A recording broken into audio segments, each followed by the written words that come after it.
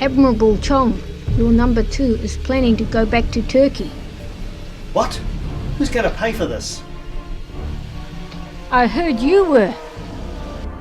Well, I'm not moneybags, you know. She'll track you down because she's got a fast ship.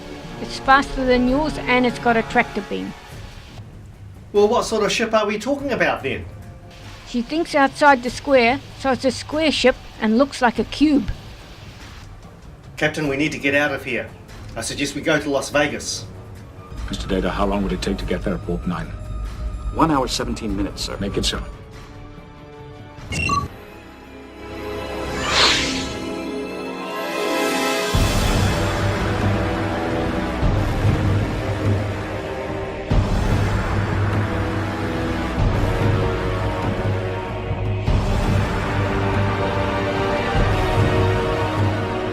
We are being hailed. On screen, Mr. Data. Admiral Chong, you will accompany me to Turkey once more. You will comply. You will assimilate ancient human history and enjoy seeing old stuff. But I only like new stuff, like Star Trek. Irrelevant. Resistance is futile. You will comply. They've locked on.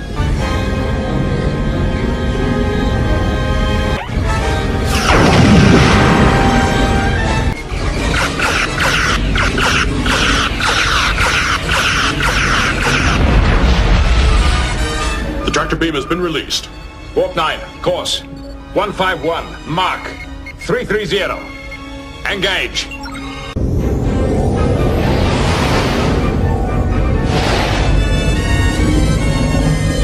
We are unable to maintain the gap between the Enterprise and the Borg ship.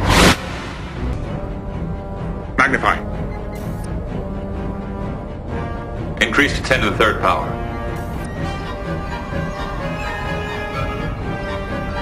It's continuing to regenerate.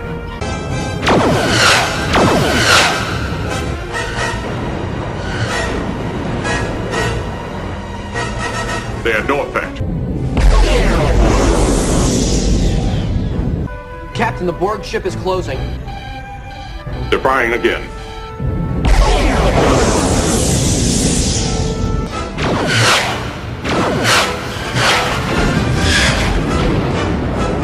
Now approaching the Paulson Nebula, sir. Jump to impulse.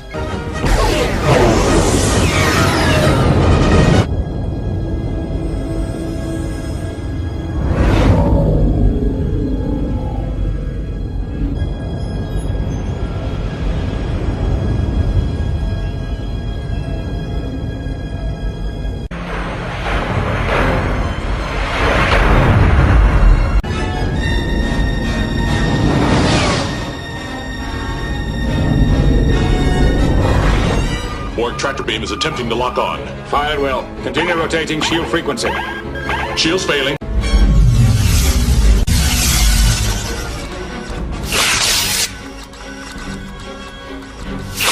There's no use. They've already adapted to the new frequencies.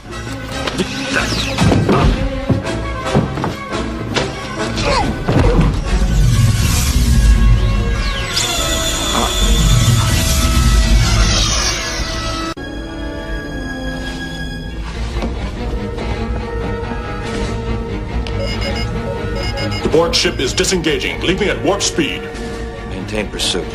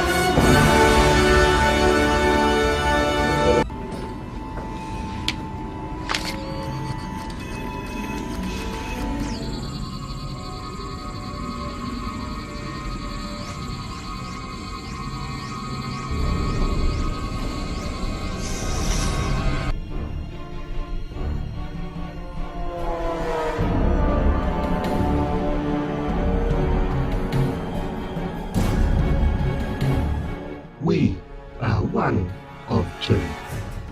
We are going to Turkey yet again. Resistance is futile.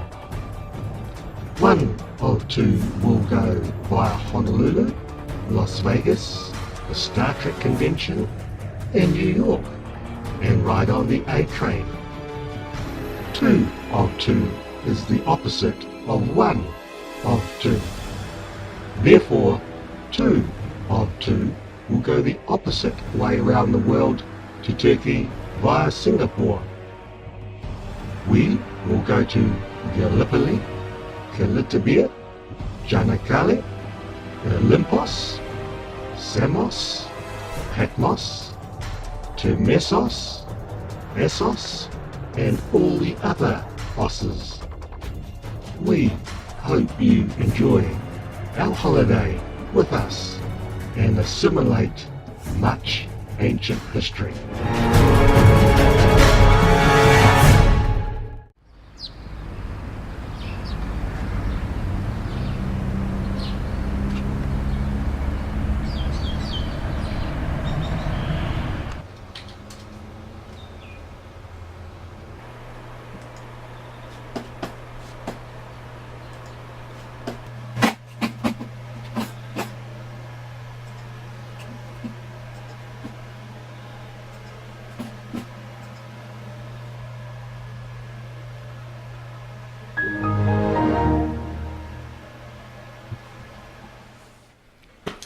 Well, I hope you have a really good trip and it all goes well for you.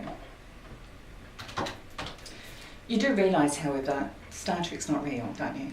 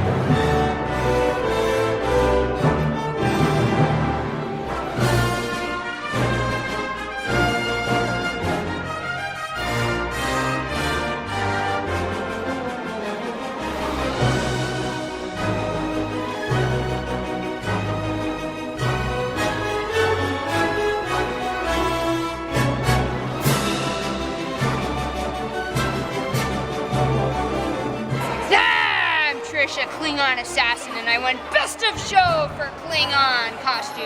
Yeah!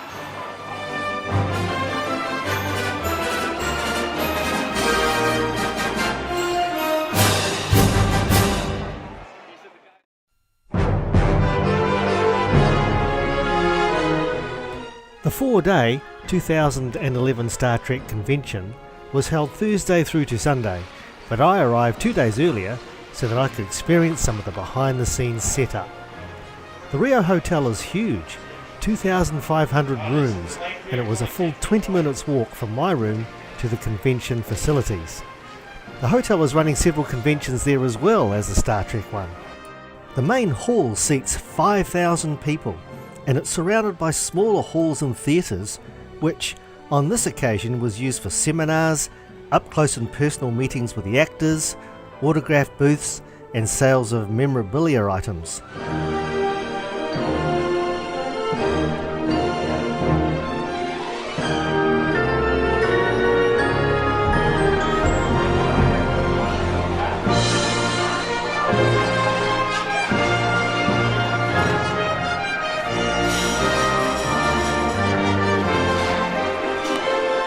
Day 1, Thursday, was registration day. The queue was about 100 metres long, but as I had a gold pass which cost $1,000, I didn't need to queue, and also I had a backstage pass as well. Now that was an extra $2,000 on top, so I was allowed to go into the main auditorium whenever I liked. Only 20 of us out of the 6,000 had backstage passes, so it was a pretty exclusive experience. You could attend this convention for as little as $40 a day by buying a ticket at the door, but that would only get you a random seat at the back of the auditorium. My gold pass, amongst other things, bought me a personally allocated seat just a few rows back from the stage. All guests were tagged with a colour-coded band so that organisers could tell what their status was. In my case, I was at the top of the list as a VIP.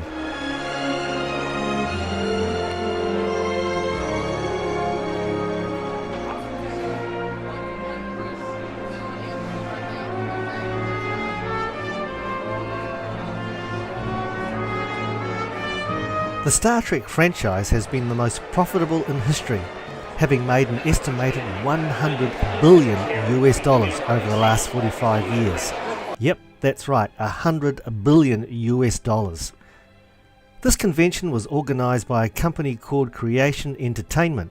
It was the largest Star Trek convention ever held up till this time, and celebrated the 45th year of Star Trek. Over 70 actors were there. A convention like this one turns over about $2 million, 10,000 of which came from me.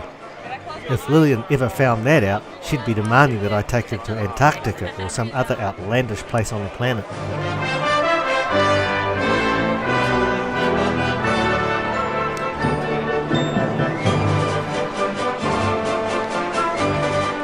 These two lovely ladies are from a town called Vulcan, which is in Alberta, Canada. It's got a population of 2,000 and was named in 1915 by a surveyor for the Canadian Pacific Railway. The town is full of Star Trek memorabilia, and I bought a couple of ears from their stall.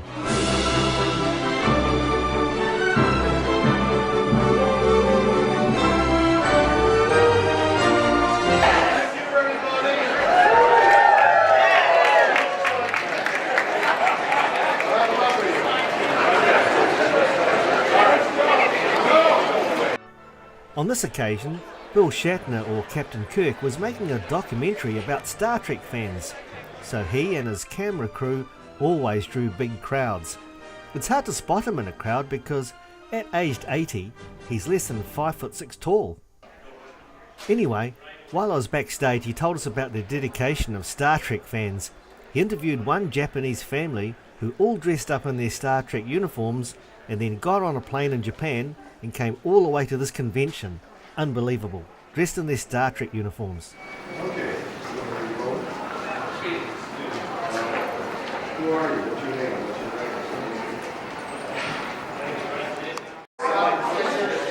Please, let's go. Ma'am, no flashing, please.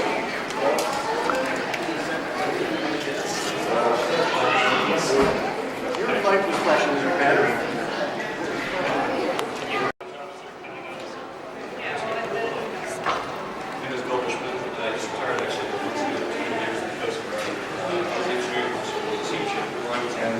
Let's do that again. We're getting some interference. Something static. Right. Big waves. Really big waves. Really big waves. And you guys start talking. Look at me. That's right. Well, my job as accounting executive officer on the bridge of the ship, just kind of overall see the general safety and navigation of piloting the ship. Bill is my right-hand man. I'm engineering. I was engineering officer, so I was responsible for the main plane. Bill Shatner is part Jewish and worth more than $300 million US. While other actors gave the impression they loved to meet you, Bill didn't. A brilliant stage performer, but off stage he prefers to keep to himself. Wake up.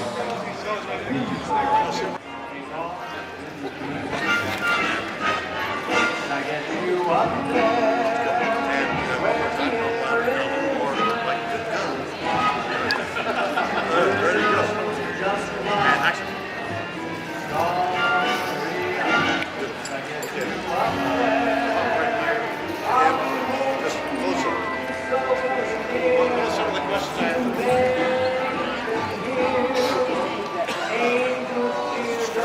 It was a pleasure to meet and have a chat with Richard Kiel, who starred in over 86 movies and TV series.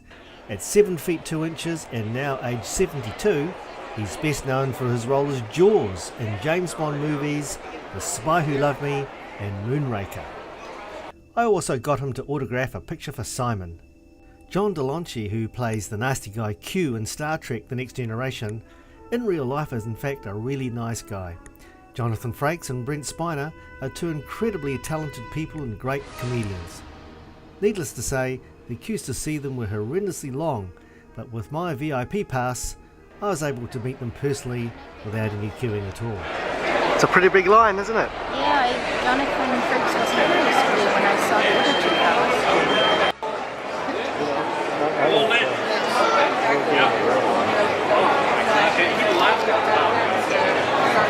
These are the guys that... It's illegal, man. You're not allowed to do this. You get thrown off the floor.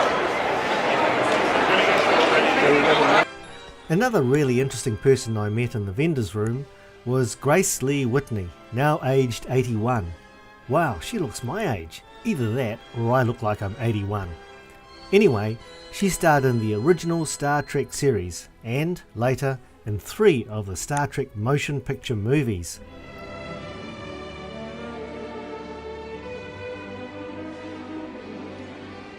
And now a few words about the fans that attended this convention. The most photographed people weren't in fact the actors, but the fans themselves, especially those in full costume. The typical Star Trek fan was just like myself, a male who lived at home with his mother and sat in front of a computer all day watching movies and playing computer games. Someone who didn't like to socialise or meet other people. The reality is that attending a Star Trek convention is like attending a big religious convention. It's well organised, everyone is helpful and friendly, people look after each other, long queues are orderly, there's no alcohol, no one gets drunk, everyone is respectful of each other, friendships are renewed and new ones made, so not surprisingly I was made really welcome like a long lost friend. And the actors feel the same and come back year after year.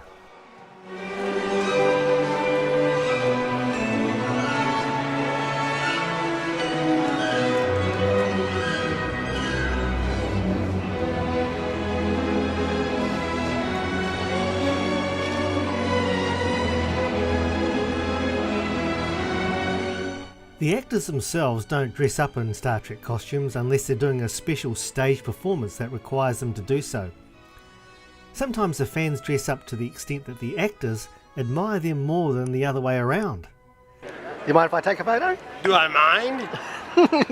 You're gonna eat me. If you do not assimilate me, I guess it'll be permissible. Fantastic. What a great costume. Costume? Oh, no, sorry. Federation wears costumes, posing as warriors.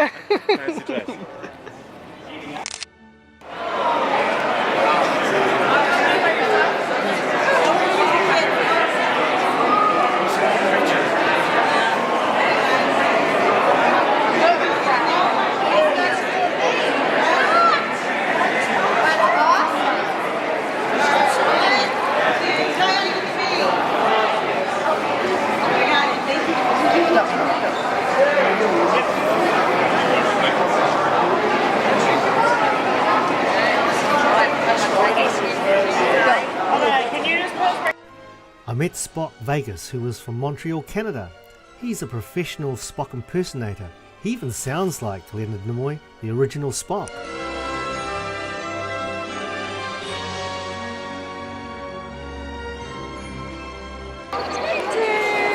guys, your stroller, everything is awesome. Oh, thank you. Thank you. You guys are the most adorable family. Thank you. Thank you. But she was totally shy during the interview. Yeah. She was shy. I spent time with her hair this morning. Oh, thank you.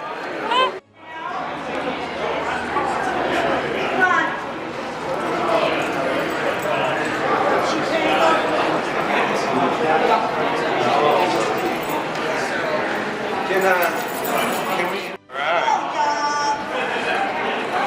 Alright, you ready? How you want to do this? Yeah, get down. Let's go. It's me, Elroy and Beck. We're going to interview some dogs. These are the ultimate Trekkie dogs. Hello, I'm Elroy. Whoa, hey, you got... Well, maybe they're a little overexcited. Maybe they're a little hungry. Hungry for Muppet. I was told that this couple, in their 80s, and their dogs, attend every year.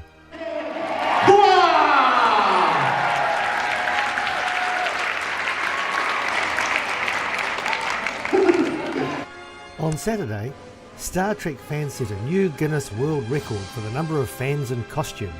There were 1,040, smashing the previous record of 691 set in Germany the previous year. To qualify to be counted, you had to be fully costumed. You couldn't just wear a t-shirt. The $64,000 question is, did I get fully costumed? What do you think? One brain, you have half a brain. The 4 days were packed with all sorts of shows and interviews. There was also a photography seminar run by Leonard Nimoy, and there was even an Edgar Allan Poe recital. Events ran in parallel in different theatres as well. In this particular event, anyone fully costumed as a Klingon was invited on stage. Yeah, baby. Well done. To our Klingons, our fellow Our sisters pilots. and brothers. We don't have enough of these. We need more.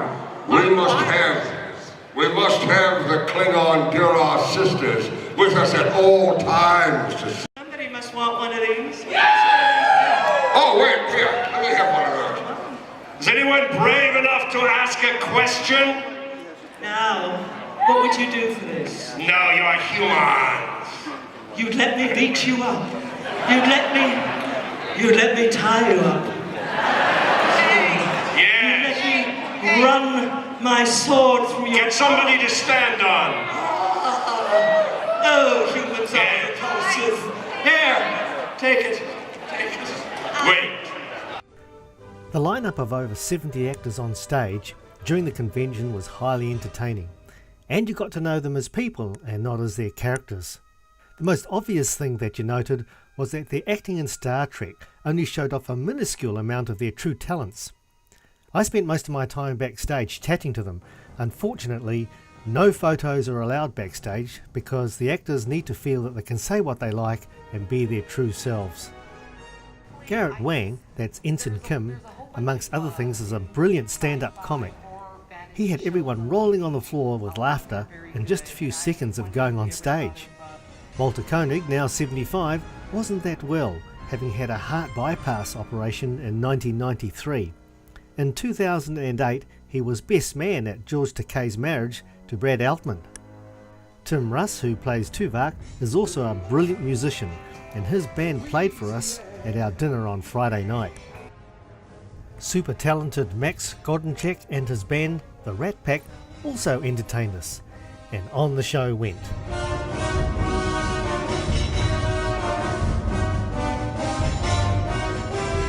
Renee Auberjonois and Nana Visitor, that's Odo and Kura, gave us an explanation of what it was like to act in the Deep Space Nine series.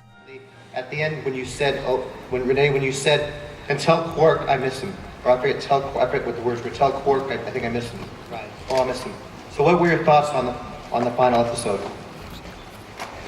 All I did was weep for 2 weeks before the show ended. Do you remember that? I was a mess. Jonathan Frakes and Brent Spiner wowed the audience with their wit, and later Kate Mulgrew described her life as an actor. But the man of the moment had to be Leonard Nimoy. This was to be his last appearance at a Star Trek convention. An emotional farewell for him as he recounted the past with wonderful memories and tears. As a child, his father took him to an exclusive synagogue where he happened to peer through a curtain and saw the priests blessing with their arms in the air. Years later, when he got the part in Star Trek, he said to the producers, "The humans have a handshake for a greeting, the Vulcans need one too. How about this one?" The producers thought it was a good idea, and that's how the Vulcan greeting came about.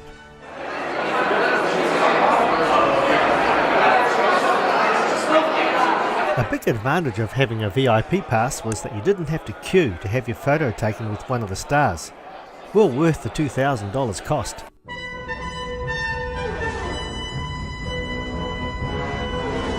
The only annoying experience I had was have somebody occupy their seat and half of mine as well.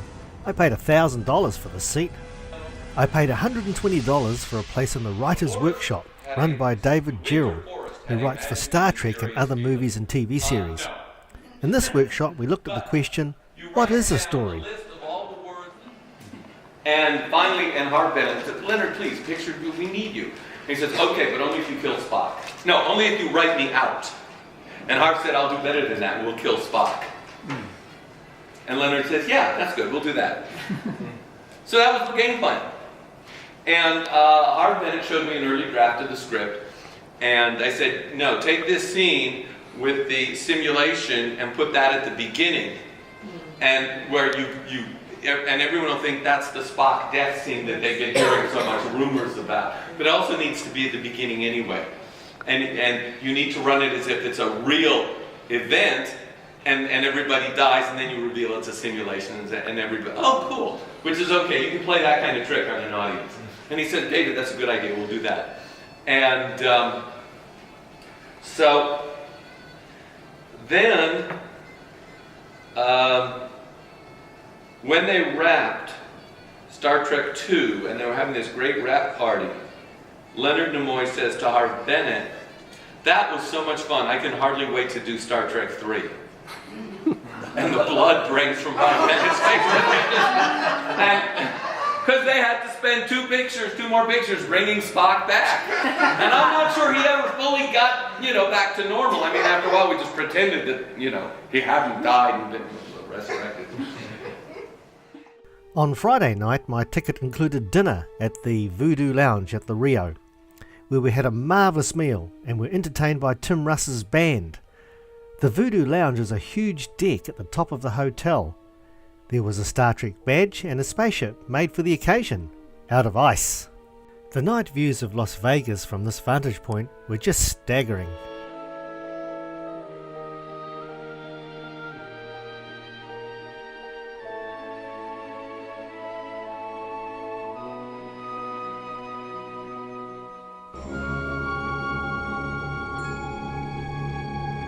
For $240, a select few can privately meet with the stars. In this case, Denise Crosby left, and Susie Plaxton and John Delancey, and myself, although I come free. What a great chat we had, such lovely people. Denise explained to me why she was written out of the Star Trek The Next Generation series. What a fascinating story. Another $240 and we meet with Nichelle Nichols, who played Lieutenant Uhura. Nichelle talked about how she started her acting career and finally went on to work for NASA. More money and we meet with the two Mr. Zulus, George Takei and John Cho. George loves to talk about gay rights issues. In attendance were other members of our VIP group, Amanda, Emily and Kevin. Brad Altman, George's married partner, was there too. Such a nice guy. Saturday night, and it was the dessert party at the Brasilia Room, reserved for Gold Pass and Captain's Chair patrons. Entertainment was by Ethan Phillips, who plays Neelix in the Voyager series. And the husband was excited because she cared for him. She said, "You want to say anything nice about me?" He says, "Rice." During the sessions, sitting near us was Adam Marlin, co-owner of Creation Entertainment, sitting at the sound desk running the show. And finally, come and meet the other 19 VIP members who looked after me over the 4 days backstage. First up is Claire, who was one of the regulars here. She immediately made me feel welcome. Hello, my name is Claire. I'm from Maryland. I'm here at the 45th anniversary Star Trek convention in Las Vegas, Nevada. It ran from August 11th to the 14th, and we're having a wonderful time here. Next up is Bill, who, on this day, had entered the costumes competition. Hey Steve, it's Bill from California. Just want to wish you the best, and I love my Star Trek uniform from the movie 2 through 6. In the group we had a family affair, the Schrader and Kinned family. My name is Amanda Schrader. I'm from Harrisburg, Pennsylvania. I'm here with my sister Emily and my dad Kevin. We are here at the 45th anniversary Star Trek convention in Las Vegas, Nevada. And how are you enjoying it? How's it going here? It's had a good time? Wonderful. Busy and a lot of walking, but wonderful time all around, and wonderful people to meet, both the stars and the other fans. So it's a good time. And then there was Andy, who also volunteered to say a few words to camera. So, Hi, I'm Andreas Andy Smartos. and I'm here at the Star Trek Convention 2011 with my new friend Steve. It's great to be here with you, Steve, at the Star Trek Convention 2011. My email address is caymanparis@gmail.com. My number, country code, what's the country code, you guys? It's 001. 001, and then area code 847-323-4546. And I'm just having a great time here with you, Steve. Thank you very much. Wonderful Debbie from Washington, who gave me so much help, even her seat in the main auditorium. She had a Star Trek encyclopedia. Amazing. I'm hoping that one day her and her husband might come down to New Zealand. Going to a Star Trek convention for the very first time was an unforgettable experience. Made many new friends, met hundreds of amazing people, and we all had a logical time. And now, a final word from Karen.